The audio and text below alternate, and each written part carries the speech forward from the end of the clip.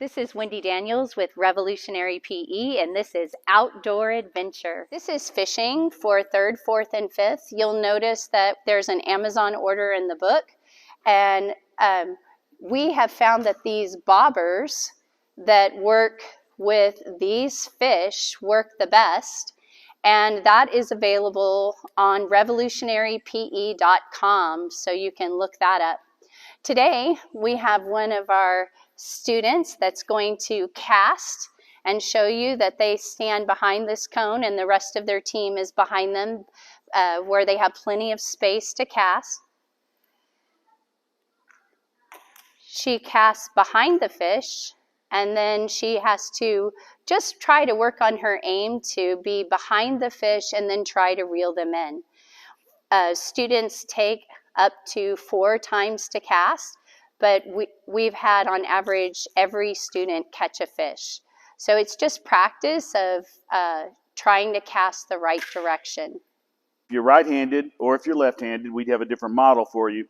Put your finger around the loop at the bottom. Okay. Then you'll put your thumb on the button. Hold the button, and you can use your left hand to secure the rod and reel at this level. And then throw. And what you'll want to do is slowly drag the weight over to the fish. And if you're lucky, the weight will catch it. Sometimes it won't. When you drag it over the fish, I call that a bite, although you're not catching. How hard you throw it isn't important as how accurate you are with it. Some kids at times will get a little excited about it and throw it really hard. You don't really need to. You want to point at your target. Okay. And you point at your target, you reel in, and again, you can bounce it over the fish because sometimes you'll bounce when you're fishing. And if the magnet catches onto it, then you've caught a fish.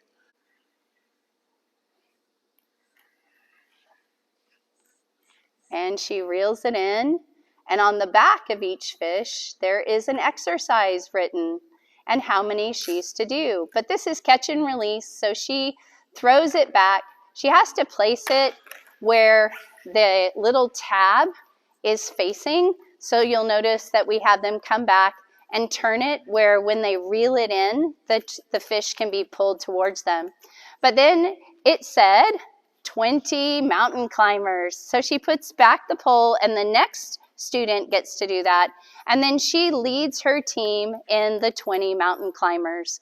So, and we won't make you do that. Thank you. All right, we're doing our challenge course. So let's have our first contestant ready, set, go. You're going to go through the hoops. You're going to climb the mats.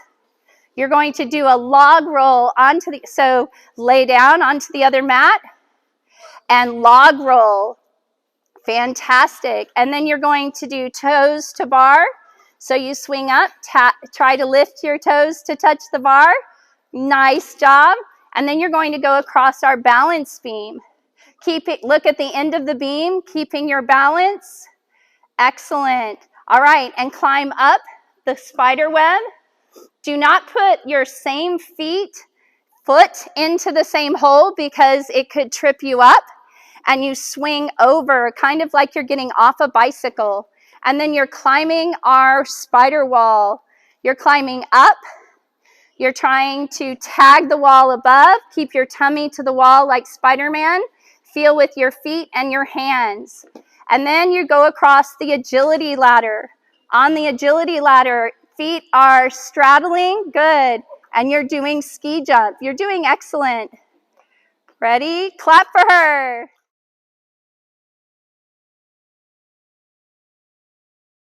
Okay, guys, so this is disc golf. And disc golf has kind of the same rules as regular golf, right? At times it takes you to get from where you are to the hole, however many swings you do, that's the amount of points that you get. In disc golf, it's however many times you throw the disc, that's how many points you have. So you don't want to have a lot of points. Right? So if I get it down there in 30, points. Is that a good thing?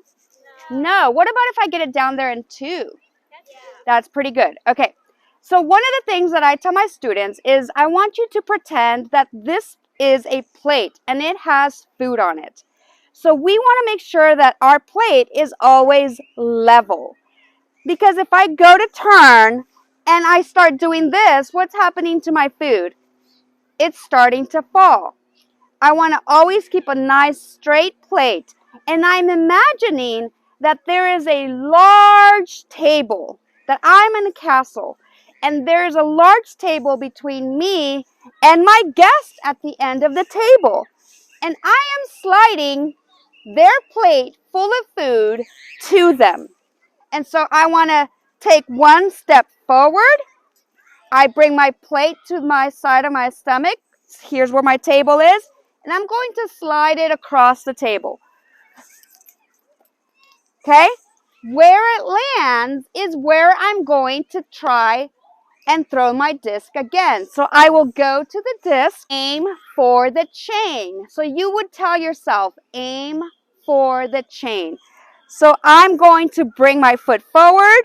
I'm going to put my arm nice and straight and point at the chain. So I'm going to try it. Oh, what happened? Who can tell me? The plate was not straight when I let it go. And that's why it didn't go in the direction that I was pointing. So now I have to do another throw. Now it's your turn to try, but we're going to do 2 people at a time, but you have to be careful. So you're going to come forward and you're going to separate yourselves so that you don't hit each other. So remember, grab your plate nice and flat. Take 1 step forward. You're going to bring the plate to the side and you're going to throw with all your might. Good. Great. And then we're going to watch where it lands. Wait, Tucker. So now your turn. So you're going to take a step forward and throw. Okay, so notice how she is further away from the target, so she gets to go first. We don't want to go at the same time so that we don't hurt ourselves.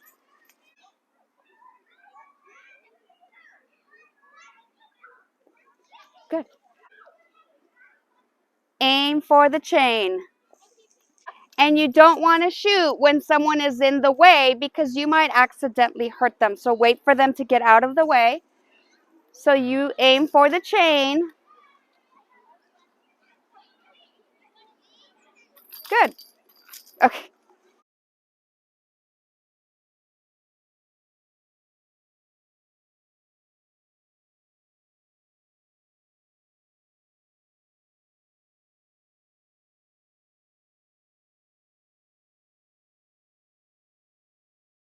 For a full year of lesson plans and games like this, get lesson plans for elementary PE on Amazon now.